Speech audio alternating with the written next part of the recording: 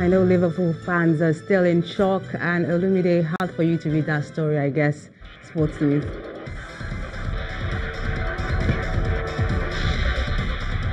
Yes, Melinda, thank you. Pretty hard to digest, but that's how it played out at the Champions League. Red Star Belgrade have secured their first ever UEFA Champions League group stage win after 2 goals from towering striker Milan Pavkov helped the Serbian side to a memorable 2-0 home victory over Liverpool in Group C. The result left Liverpool on 6 points from 4 games and facing a tricky path to the knockout stages after the setback in the cauldron of Red Stars Ratko Mladic Stadium.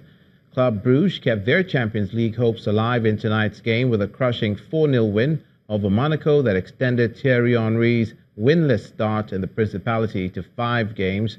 Meanwhile, in other matches just concluded, Atletico Madrid beat Dortmund 2-0. Inter and Barcelona played a 1-1 draw. Tottenham beat PSV Eindhoven 2-1. Napoli and PSG played a 1-1 draw, while FC Porto beat Lokomotiv Moscow 3-1. Manchester City manager Pep Guardiola has denied that the signing of the reigning English Premier League champions' success is down to spending more money than anyone else, and claimed it's completely wrong to argue that their achievements have been tarnished by fresh allegations that the club have broken financial fair play rules. City's reputation has been soared by a series of claims in a German magazine about the way they've cynically navigated their way around UEFA's FFP rules, including claims that money supposedly provided by club sponsors actually came directly from owner Sheikh Mansour. Ahead of Friday's CAF Champions League, Al Ahly's Walid Azzaro has been banned for 2 matches by the Confederation of African Football and will miss the second leg of the Champions League final.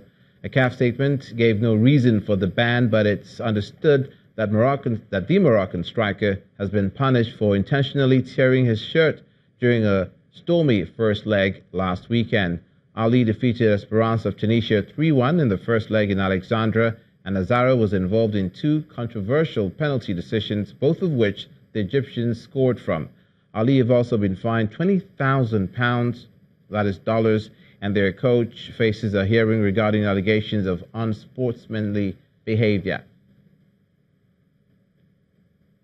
In tennis, Greek top seed Stefanos Tsitsipas has gotten off to a winning start at the next-gen ATP Finals in Milan earlier today with a 4-3, 4-3, 3-4, 4-2 victory over Spanish 7th seed Jean Munar.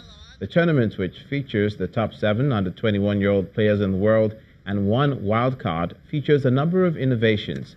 Matches are played over the best of 5 sets, players needing to win 4 games to take the set with a tie-break in the 7th game if needed.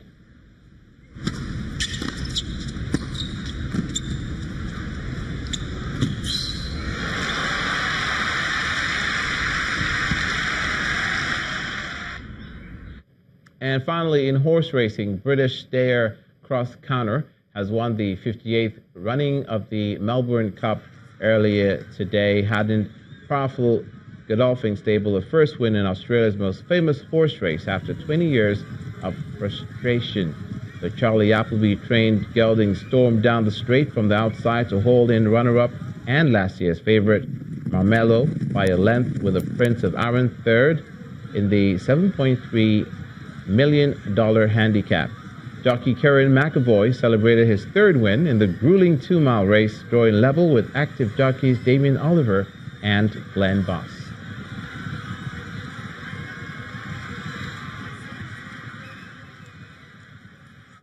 That's it on sports news. Melinda, back to you.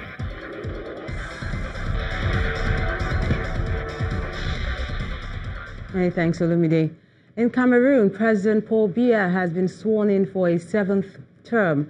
The 85-year-old, who has ruled the country for 36 years, pledged to uphold the integrity and unity of the country. The government also declared a public holiday to mark the inauguration. It comes a day after government kidnapped at least 79 students and 3 others, including the principal in Bamenda. No group has said it had carried out the kidnapping, and the government blames Ambazonia separatists who want to create an independent state in the English-speaking region. Americans have been voting in nationwide elections that are being seen as a referendum on Donald Trump's presidency. Polling stations opened on the East Coast amid a battle by both Republicans and Democrats to take control of the two houses of Congress. Governorship posts and seats in the state legislatures are also up for grabs. Our correspondent Maria Bird has this report. Many Americans are making their way to the polls as Election Day is underway in the United States of America. Well, because I wanted to make sure that I did get to vote. Didn't want to risk any obstacles coming my way on Election Day. And I'm here today because of the men and because of the women who were lynched, who were humiliated, who were discriminated against, who were suppressed, who were repressed and oppressed for the right for the equality at the polls. And I want you to know that their blood has seeped into my DNA, and I refuse to let their sacrifices be in vain. Healthcare and immigration are just a few of the topics that are leading the headlines as many are voting for their next governor, U.S. senator, or local official. Because we have done the work over the last 18 months talking about Medicaid expansion, which will create opportunities for healthcare, jobs, and economic investment in our state. I'm the only candidate who has detailed plans for how we improve access to education in Georgia. More young women are going to see themselves as positioned for power. More people of color are going to understand that they should be involved in the body politic. Many political analysts are stating that this will be one of the most historic elections in recent American history. From Washington, Maria Bird, Channels Television News. And the main news again. The Prince of Wales and Duchess of Cornwall today began a 3-day visit to Nigeria. Prince Charles and his wife Camilla met with President Buhari at the presidential villa, after which the prince met some leading traditional rulers.